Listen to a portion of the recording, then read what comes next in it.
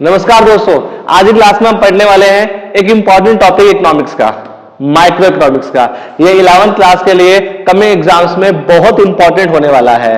ये हमारे market chapter से है और इस मार्केट चैप्टर से मैं सिर्फ आपको 2 क्वेश्चन कराऊंगा, एक 4 मार्क्स के लिए और एक 6 मार्क्स के लिए, और ये एग्जाम में आने की पूरी पॉसिबिलिटी है। नहीं, एग्जाम लीकर नहीं, एग्जाम सेटर कीजिए, हम सेट ही करते हैं एग्जाम को। तो हम यहां पर अब 2 क्वेश्चन पढ़ने वाले हैं। 2 क्वेश्चन में से पहला जो हमारा क्वेश्चन रहेगा वो हमारा किससे है? मार्केट स्ट्रक्चर से। जैसे कि आपको पता है कि हमारी माइक्रो इकोनॉमिक्स है, उसमें एक लास्ट यूनिट है जिसको हम कहते हैं मार्केट, जिसमें 2 चैप्टर कंसीडर किए गए हैं, जिनमें से एक है मार्केट स्ट्रक्चर और दूसरा है मार्केट इक्विलिब्रियम। एक क्वेश्चन सिर्फ एक क्वेश्चन मैं आपको करा रहा हूं मार्केट स्ट्रक्चर से, और एक ही क्वेश्चन मैं आपको किससे कराऊंगा? मार्केट इक्विलिब्रियम से। और ये 2 क्वेश्चन जरूर एग्जाम में आएंगे, जिसमें से एक क्वेश्चन आएगा 4 नंबर का और एक क्वेश्चन आएगा 6 नंबर का। पढ़ोगे तो मुझे दुआएं दोगे। चलो स्टार्ट करते हैं हम अपना पहला क्वेश्चन है मार्केट स्ट्रक्चर से। एग्जाम में क्वेश्चन आएगा कि बहुत सारे मार्केट हैं, जैसे एक है परफेक्ट कंपटीशन, एक है मोनोपोली, एक मोनोपोलिस्टिक, एक है ओलिगोपोली। तो इन 4 मार्केट में से कौन सा मार्केट एग्जाम में आएगा? एक ही आएगा। वो कौन सा है? Perfect competition. परफेक्ट कंपटीशन की से 6 फीचर्स है, 6 फीचर में से केवल 4 फीचर पढ़ेंगे और उनमें से एक फीचर एग्जाम के अंदर जरूर आएगा। कितने मार्क्स के लिए आएगा? 4 मार्क्स के लिए। चलो हम स्टार्ट करते हैं। पहला हमारा क्वेश्चन परफेक्ट कंपटीशन से। परफेक्ट कंपटीशन क्या होता है? जैसे आपको पता है बहुत सारे मार्केट हैं, उन मार्केट में से परफेक्ट कंपटीशन एक ऐसा मार्केट है जिसके अंदर बहुत सारे बायर्स हैं और बहुत सारे क्या हैं? सेलर्स हैं। लेकिन कोई भी एक, याद रखना, मैं सिर्फ सेलर नहीं बोल रहा, मैं सिर्फ बायर नहीं बोल रहा, मैं बोल रहा हूं कोई भी इंडिविजुअल बायर या फिर सेलर मार्केट प्राइस को अफेक्ट नहीं कर सकता। बहुत सारे खरीदने वाले हैं और बहुत सारे क्या है? बेचने वाले। कोई भी एक खरीदने वाला और कोई भी एक बेचने वाला मार्केट प्राइस को अफेक्ट नहीं कर सकता। यही इसकी डेफिनेशन रहेगी। हम देखते हैं पूर्ण प्रतियोगिता यानी कि परफेक्ट कंपटीशन। पूर्ण प्रतियोगिता बाजार का वह ढांचा है जहां क्रेता तथा विक्रेता अधिक संख्या में होते हैं। मींस बहुत सारे खरीदने वाले हैं और बहुत सारे बेचने वाले हैं, लेकिन कोई सिंगल कंज्यूमर या फिर सिंगल प्रोड्यूसर जो है वो मार्केट प्राइस को बिल्कुल अफेक्ट नहीं कर सकता। क्यों?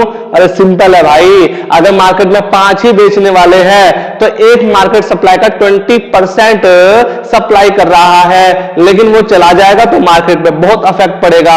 लेकिन मार्केट में बहुत सारे अगर सेलर हैं तो एक के जाने का अफेक्ट पड़ेगा, अरे भाई पता ही नहीं चलेगा। उसी तरीके से अगर मार्केट में बहुत सारे कंज्यूमर है, कोई एक नहीं आ रहा तो उसका मार्केट पे फर्क पड़ेगा, पता ही नहीं चलेगा। इसीलिए जब भी बहुत सारे सेलर या बहुत सारे बायर्स होते हैं तो किसी एक का मार्केट में आने या जाने का कोई इफेक्ट नहीं पड़ता। यही इसकी डेफिनेशन है। तथा समरूप उत्पाद होते हैं और व्यक्तिगत विक्रेता या व्यक्तिगत क्रेता बाजार कीमत को प्रभावित नहीं कर सकता।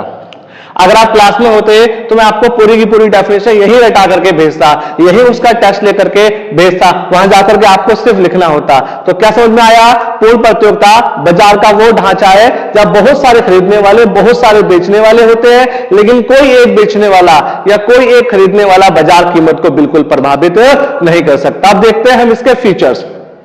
अगर हम इसके फीचर्स पे नजर डालें तो इसके फीचर में पहला कौन सा है हमारा? इसके फीचर्स पे अगर हम नजर डालें तो इसके फीचर्स में हमारा पहला फीचर कौन सा है? क्रेता तथा विक्रेताओं की अधिक संख्या।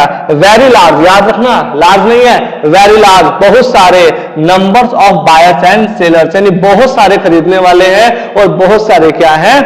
बेचने वाले हैं। तो अपने को बताना है कि इस मार्केट के अंदर बहुत सारे तो खरीदने वाले हैं और बहुत सारे क्या हैं? खरीदने वाले हैं, लेकिन कोई एक बेचने वाला या एक खरीदने वाला मार्केट के प्राइस को अफेक्ट नहीं कर सकता। क्यों? इसके बनेंगे 2 पॉइंट। पॉइंट नंबर पहला, जिसमें हम सेलर को बताएंगे कि एक सेलर जो है वो मार्केट के अंदर प्राइस मेकर नहीं है, प्राइस टेकर है। प्राइस टेकर प्राइस मेकर में यह फर्क होता है कि प्राइस मेकर में प्रोड्यूसर मार्केट को प्राइस बताता है, लेकिन प्राइस टेकर में क्या होता है? इंडस्ट्री प्राइस फिक्स करती है और वो सेलर को बताती है, और सेलर उसी रेट पे सामान क्या है? बेचता है। जैसे अमूल इंडस्ट्री रेट फिक्स कर रही है अमूल दूध के, फिर वो दूध कहां पर आ रहा है, सारी की सारी दुकान वालों पे, और दुकान वालों को जो रेट आगे से दिया गया है वो उसी रेट पर सामान क्या है, बेच रहे हैं। तो ये कौन सा मार्केट हुआ, ये हुआ प्राइस टेकर मार्केट। तो आपको ये बात समझनी है बहुत अच्छे से कि किसी मार्केट के अंदर बहुत सारे सेलर हैं और बहुत सारे क्या है, बायर्स हैं। तो ऐसे मार्केट्स को हम क्या बोलते हैं, हम उसको बोलते हैं परफेक्ट कंपटीशन। पूर्ण प्रतियोगिता बाजार में क्रेता तथा विक्रेता की बहुत अधिक संख्या होती है। आगे, इनकी संख्या इतनी अधिक होती है कि व्यक्तिगत विक्रेता या व्यक्तिगत क्रेता बाजार कीमत को प्रभावित नहीं कर सकता। ये इसकी मेन लाइन है। अच्छा हाँ, एक बहुत अच्छी बात अगर आपको बताऊं, अगर एग्जाम में आ जाए कि कोई एग्जांपल बताइए परफेक्ट कंपटीशन का, तो आपको ध्यान रखना है पूरी दुनिया में परफेक्ट कंपटीशन का कोई एग्जांपल नहीं है। परफेक्ट कंपटीशन हम पढ़ते हैं इन फीचर्स को समझने के लिए, जिसको आने वाले मार्केट्स के अंदर क्लासिफाई किया जाता है। फिर भी एग्जामिनर जिद करेगा कि बताओ बताओ बताओ, तो इसके आप दो एग्जांपल्स दे सकते हो, जिनमें से एक है वेजिटेबल्स मार्केट्स और दूसरा है फिश मार्केट। इसके अलावा किसी वैसे एग्जांपल के लिए अगर देखें तो ये दो ही एग्जांपल चलेंगे, लेकिन कोई एग्जांपल है ही नहीं परफेक्ट कंपटीशन का, क्योंकि परफेक्ट कंपटीशन में हम फीचर्स को पढ़ते हैं और आने वाले मार्केट्स में उसको क्लासिफाई करते हैं। लेकिन फिर भी दो एग्जांपल अगर पूछे, एग्जाम में जिद करे बता दो बता दो बता दो, तो वही बता देना। एक कौन सा मार्केट है, फिश मार्केट, और दूसरा कौन सा है, वेजिटेबल मार्केट। स्टार्ट करते हैं।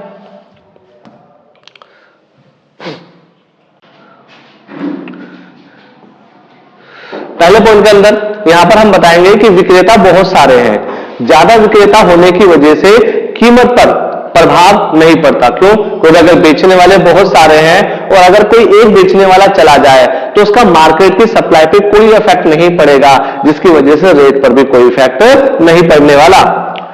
लिखा है विक्रेताओं की संख्या इतनी अधिक होती है कि कुल पूर्ति में प्रत्येक का हिस्सा महत्वहीन है। वह अपने द्वारा बेची जाने वाली पूर्ति में परिवर्तन करके कीमत, बस इसको जूम कर दो बेटा, फिर देखते हैं आगे का,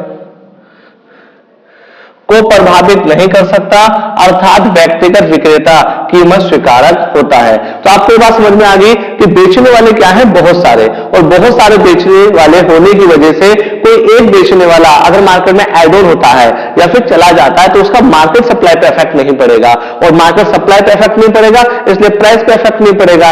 इसलिए कहते हैं कि इस मार्केट के अंदर जो सेलर है वो प्राइस टेकर है। सेम ऐसे ही हम पढ़ेंगे खरीदने वाला।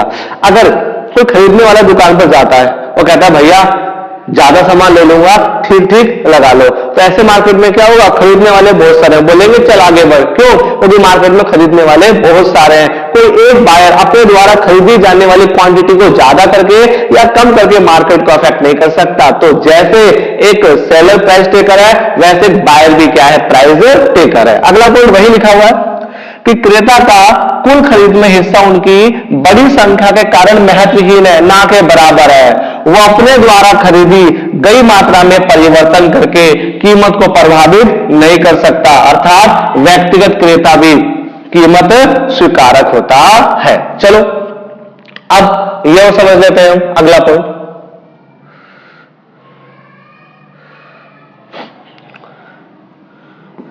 अगला है हमारा होमोजीनियस प्रोडक्ट। होमोजीनियस प्रोडक्ट का मतलब क्या होता है, जैसे कि आपने पढ़ा होगा कि जो कमोडिटी होती है वो कई टाइप्स की होती है, जिनमें से एक होता है सब्स्टिट्यूट गुड्स। अब सब्स्टिट्यूट गुड्स का मतलब होता है मिलता जुलता। जैसे हम बोल सकते हैं कि मैगी और यिप्पी दोनों एक दूसरे का सब्स्टिट्यूट है, मिलता जुलता है। लेकिन यहां पर वर्ड का यूज किया गया होमोजीनियस। गौर करने वाली बात है, होमोजीनियस का मतलब होता है same to same, colour same, design same, उसके अंदर क्वालिटी क्या है, सेम। इसका मतलब होमोजीनियस का मतलब होता है बिल्कुल रत्ती भर का भी फर्क नहीं होना। तो इसका मतलब हुआ किस मार्केट का जो दूसरा फीचर है वो है समरूप उत्पाद। किस मार्केट में जो सेलर सामान को सेल कर रहे हैं वो कैसा है, सेम टू सेम है। ऑब्वियस सी बात है, अगर सभी सेलर का सामान एक जैसा है, अगर सभी सेलर का सामान का प्राइस एक जैसा है, तो जो कंज्यूमर है वो कभी भी ये नहीं सोचेगा मैं किस सेलर से सामान खरीदूं। जैसे फॉर एग्जांपल के लिए आपके पड़ोस में दो दुकान है, दुकान ए दुकान बी, और आपको ब्रेड खरीदनी है, तो तो ये तो बेवकूफी वाली बात होगी कि मैं ए से खरीदूं या बी से खरीदूं, अगर दोनों का ब्रेड सेम है और दोनों के ब्रेड के रेट क्या है, सेम है। तो आपको वही इसमें बताना है कि इस मार्केट में जो सेलर है उनका जो प्रोडक्ट है वो सेम टू सेम है, जिसकी वजह से बायर जो है वो सेलर के अंदर डिफरेंस नहीं करता कि यहां से खरीदूं या यहां से खरीदूं। देखते हैं समरूप उत्पाद। पूर्ण प्रतियोगिता बाजार में बेचने के लिए प्रस्तुत किए गए उत्पाद समरूप होते हैं, सेम टू सेम, अर्थात बेचे जाने वाली वस्तु का आकार, गुण, रंग, उसका आकार, वजन बिल्कुल एक जैसा होता है, सेम टू सेम होता है। आगे उत्पाद समरूप होने के कारण फर्म वस्तुओं को एक दूसरे के स्थान पर आसानी से प्रतिस्थापित किया जा सकता है, अतः क्रेता को किसी एक विशेष विक्रेता से खरीदने की कोई वजह नहीं होती, क्रेता विक्रेताओं के मध्य भेद नहीं करते। आपको एक बहुत अच्छी चीज बता रहा हूं कि जब ये एग्जाम में क्वेश्चन आएगा तो एग्जामिनर हमें फीचर देगा, हमें बस उस फीचर को क्या करना है, एक्सप्लेन। पहले के समय ज्यादा डिफिकल्टी आती थी जब एग्जाम में क्वेश्चन आता था कि define any 3 feature of perfect market, लेकिन यहां पर अब ऐसा नहीं है। अब हमें वो एक फीचर एक्सप्लेन करेगा, वहां पर देगा, हमें क्या काम करना है, सिर्फ उसको जस्टिफाई करना है। और जस्टिफाई करते समय एक चीज ध्यान रखना, परफेक्ट कंपटीशन मार्केट में हर फीचर का अपना यूनिक इंपैक्ट है। एग्जाम में फीचर देखेगा और उस एक्सप्लेनेशन के अंदर वो यूनिक इंपैक्ट देखेगा। ये दो वर्ड ही आपको नंबर दिलाएंगे और मैं दिलाऊंगा। तो ये ही दो चीजें आपको नंबर दिला सकती है। जैसे पहला हमने क्या पढ़ा, पहला हमने पढ़ा कि मार्केट के अंदर बहुत सारे खरीदने वाले, बहुत सारे बेचने वाले हैं, तो उसका इंपैक्ट क्या पड़ा कि जो बायर और सेलर है वो क्या बन गए, वो बन गए प्राइस टेकर। उसी तरीके से हमने दूसरा देखा कि होमोजीनियस प्रोडक्ट, उसका इंपैक्ट क्या पड़ा, उसका इंपैक्ट ये पड़ा कि जो बायर है वो सेलर में डिफरेंस नहीं करता कि मैं यहां से खरीदूं या फिर यहां से खरीदूं। ऐसे हम आते हैं थर्ड पॉइंट पे। थर्ड पॉइंट है हमारा फर्मों का स्वतंत्र प्रवेश तथा बहिर्गमन, यानी freedom of entry and exit, यानी कि इस मार्केट में कोई भी फर्म आ सकती है और इस मार्केट से कोई भी फर्म क्या है, जा सकती है। कोई भी फर्म आ सकती है और कोई भी पुरानी फर्म मार्केट को छोड़ के जा सकती है। अब इसका क्या इफेक्ट पड़ता है, द मोस्ट इंपॉर्टेंट है कि इसका इफेक्ट क्या पड़ेगा। तो इसका इफेक्ट ये पड़ता है मार्केट के अंदर कि कोई भी फर्म जा सकता है और कोई भी फर्म क्या है, आ सकता है। इसलिए जो परजेंस फर्म्स है वो नॉर्मल प्रॉफिट कमाती है और नॉर्मल प्रॉफिट का मतलब होता है जीरो प्रॉफिट। अब एक बहुत इंपॉर्टेंट क्वेश्चन आपके दिमाग में आया होगा कि अगर सर इस मार्केट के अंदर जीरो ही प्रॉफिट कमाना है तो कोई फर्म काम क्यों करेगी। तो इस बात को गौर से समझना आप यहां पर। हमारा जो प्रॉफिट होता है, प्रॉफिट का फॉर्मूला क्या होता है, रेवेन्यू माइनस का कॉस्ट होता है। अब मान लीजिए कि इस मार्केट के अंदर कोई सामान 10 रुपए का बिका है और 10 रुपए ही उसकी क्या आई है, कॉस्ट आई है, तो इनका प्रॉफिट कितना हुआ है, जीरो। जिस प्रॉफिट को हम क्या बोलते हैं, नॉर्मल प्रॉफिट। क्या बोलते हैं, नॉर्मल प्रॉफिट। अब आपको बताना है कि नॉर्मल प्रॉफिट जो है उसका फर्म काम क्यों करती है, क्योंकि जो कॉस्ट हमने मानी है ना, इसी के अंदर वो अपना टीवीसी ऐड ऑन कर लेती है। जैसे फॉर एग्जांपल के लिए एक किसान है, किसान ने क्या काम किया, बीज लेकर के आया 5 रुपए के, उसे उगाया, पाल पोस के बड़ा किया, कपास बनाया और 10 रुपए का क्या है, बेच दिया। 5 रुपए उसके बीज आ गए, यानी कि इनपुट 5 रुपए उसने अपनी मेहनत के मान लिए, यानी कि टीवीसी जो वेजेस उसका लगा, तो 10 रुपए उसकी कॉस्ट हो गई और बेचा कितने का, 10 रुपए का। तो 10 माइनस 10 प्रॉफिट कितना हुआ, जीरो। लेकिन हां, अगर उसकी मेहनत 5 रुपए के बराबर है, अगर उसने बीज 5 रुपए के लेकर आए, 10 रुपए का उसका सामान हुआ, और अगर उसने 12 रुपए का बेच दिया, तो इस कंसीडर में आप कह सकते हो कि उसको 2 रुपए का प्रॉफिट हुआ, जिसको बोलते हैं एबनॉर्मल प्रॉफिट। तो इस मार्केट के अंदर लॉन्ग टर्म में फर्म कितना प्रॉफिट अर्न करती है, जीरो प्रॉफिट अर्न करती है। फिर से पूछ रहा हूं, जीरो प्रॉफिट पे फर्म काम क्यों कर रही है, क्योंकि कॉस्ट में उनकी वेजेस क्या होती है, इंक्लूड होती है। द मोस्ट इंपॉर्टेंट टॉपिक है ये वाला हमारे लिए, द मोस्ट इंपॉर्टेंट क्वेश्चन है।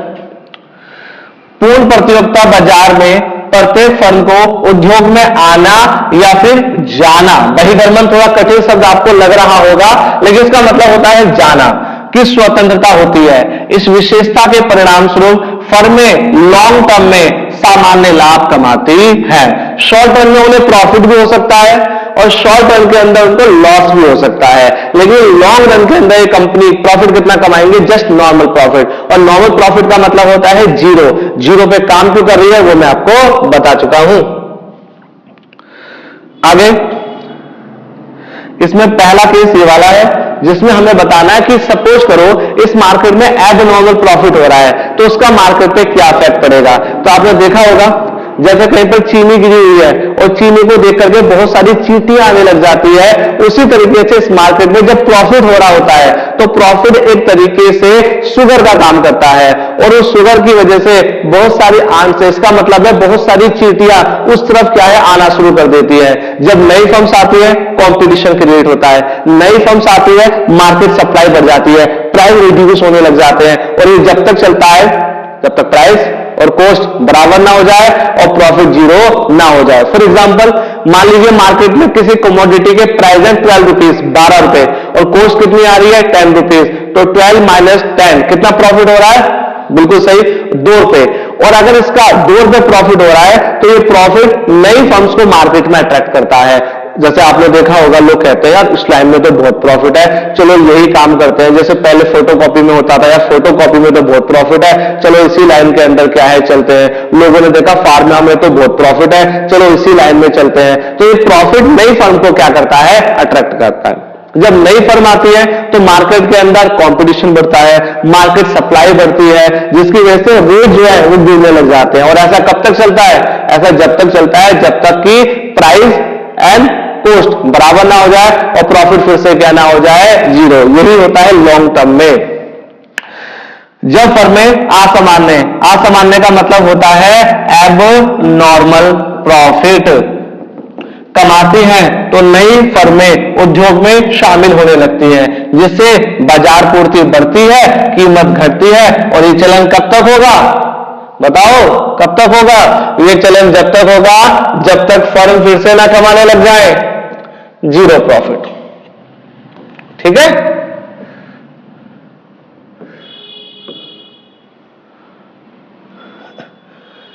जब तक कीमत बढ़कर लागत के बराबर ना हो जाए, जिससे फर्म फिर से सामान्य लाभ कमाने लगती है। ये हमारा दूसरा केस है कि जब फर्में हानि में हो तो क्या होगा, यानी कि जो फर्म अभी प्रेजेंट है वो फर्म अगर लॉस में जाने लगे तो क्या होगा। तो सिंपल सा कॉन्सेप्ट है यार कि अगर जो मार्केट में अभी फर्म्स हैं वो फर्म्स लॉस में जा रही है तो ये फर्म मार्केट को छोड़ के भागना स्टार्ट कर देती हैं। जैसे आपको पता है जियो मार्केट में आया, प्राइस को बहुत ज्यादा डाउन कर दिया, सभी फर्म ने कंपटीशन करने की कोशिश करी, सभी ने अपने अपने प्राइस को रिड्यूस किया। उसके बाद क्या हुआ, मार्केट से आइडिया और वीआई दोनों की दोनों आपस में मर्ज हो गई, वीआई वोडाफोन आइडिया। तो इसका मतलब है वोडाफोन और आइडिया दोनों आपस में क्या है, मर्ज हो गई। मार्केट को छोड़ के चला गया एयरसेल, मार्केट को छोड़ करके चला गया टाटा इंडिकॉम। क्यों चला गया, क्योंकि जब मार्केट के अंदर फर्म का लॉस होगा तो वो क्या करेंगे, मार्केट छोड़ के क्या है चले जाएंगे। वैसा ही यहां पर होता है कि अगर मार्केट के अंदर लॉस हो रहा है तो बहुत सारी फर्म जो है मार्केट को छोड़ के चली जाएंगी, जिससे क्या होगा, मार्केट की सप्लाई रिड्यूस होगी, जिससे क्या होगा, प्राइस बढ़ेंगे। और कब तक चलेगा पता है तुम्हें, कब तक चलेगा, जब तक प्राइस और कॉस्ट बराबर ना हो जाए, प्रॉफिट क्या ना हो जाए, जीरो। जब फर्में हानि प्राप्त करती हैं तो फिर फर्में उद्योग को छोड़ने लग जाती हैं, जैसे बाजार पूर्ति क्या होती है, घट जाती है, कीमत क्या है, बढ़ती है। कब तक चलेगा, जब तक कि कॉस्ट एंड रेवेन्यू बराबर ना हो जाए और प्रॉफिट जीरो ना हो जाए। ठीक है, अगला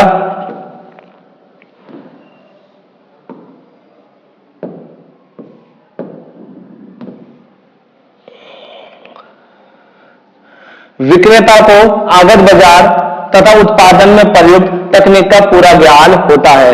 ये हमारा लास्ट टॉपिक है जिसके अंदर हम ये देखते हैं कि जो हमारा बायर है और जो हमारा सेलर है, जो हमारा बायर है और जो हमारा क्या है, सेलर है, उसको मार्केट के अंदर पूरी की पूरी नॉलेज होती है। ये वाला पॉइंट है हमारा।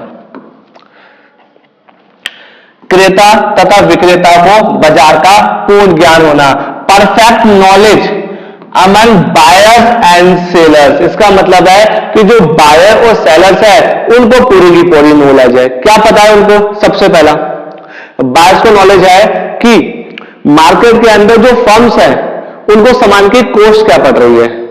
मार्केट के अंदर जो सेलर है उन्हें क्या पता है, उन्हें यह पता है कि अदर जो फर्म्स काम कर रही हैं वो कौन सी टेक्नोलॉजी यूज कर रही है, जिसकी वजह से उनकी टेक्नोलॉजी सेम होगी। कंज्यूमर को पता है कि उनको कॉस्ट कितनी पड़ रही है, जिस वजह से उनके प्राइस सेम होंगे, और ये फर्म में प्रॉफिट कितना कमाएंगी, 0। ये हमारा लास्ट पॉइंट है इस टॉपिक से।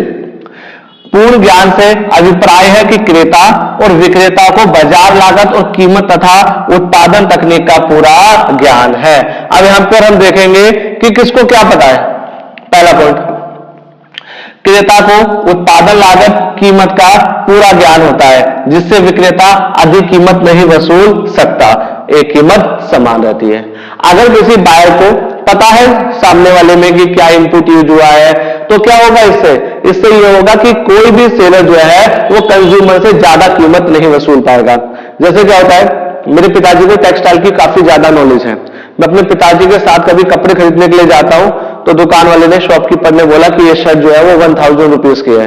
वो ऐसे करके देखते हैं, कहते हैं ये जो कपड़ा है ये तो सिल्क है, ये तो इतना महंगा नहीं होना चाहिए, ये जो है वो 700 रुपए का है, इससे ज्यादा मैं आपको नहीं दूंगा। इससे क्या हुआ, इसका मतलब है कि बायर को सामने वाले के बारे में पूरी की पूरी नॉलेज है, जिससे क्या होता है कोई भी सेलर उससे अधिक कीमत नहीं वसूल पाता।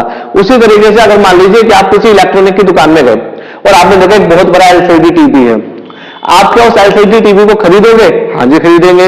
लेकिन अगर उसने बोला कि ये एलसीडी टीवी 50,000 रुपीज का है, तो आप वहां पर ये नहीं बता सकते कि इसमें प्लास्टिक कितने का लगा हुआ है, एलसीडी इतने का लगा हुआ है, या इसके अंदर जो मदरबोर्ड है वो इतने का लगा हुआ है। क्यों? क्योंकि आपको उसकी नॉलेज नहीं है। इसलिए प्रोड्यूसर आपसे कितना भी पैसा वसूल सकता है। यानी कि इस मार्केट के अंदर कंज्यूमर को पता होता है कि फर्म्स कौन सी इनपुट का इस्तेमाल कर रहे हैं, जिस वजह से वो ज्यादा कीमत नहीं देंगे। नेक्स्ट,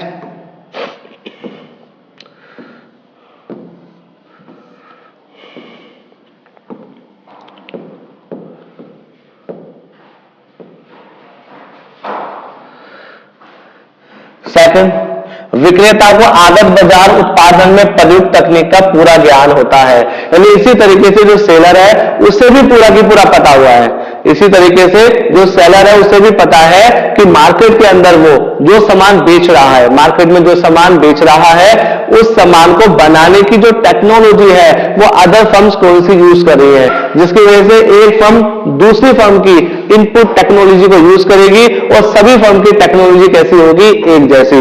कॉस्ट एक जैसी होगी, प्राइस एक जैसा होगा, प्रॉफिट एक जैसा होगा। कितना प्रॉफिट होगा? 0 प्रॉफिट होगा, जिससे सभी फर्म समान आगत का प्रयोग करते हैं, जिससे उनके समान लागत क्या है, रहती है। सभी फर्मों के लिए एक समान कीमत, एक समान लागत रहती है, अतः सभी फर्म समान प्रॉफिट कमाते हैं। तो ये मैंने आपको 4 टॉपिक बताए हैं परफेक्ट कॉम्पिटिशन के features. The most important topic है, इसमें से एक पॉइंट आपके एग्जाम में आएगा ही आएगा। ठीक है।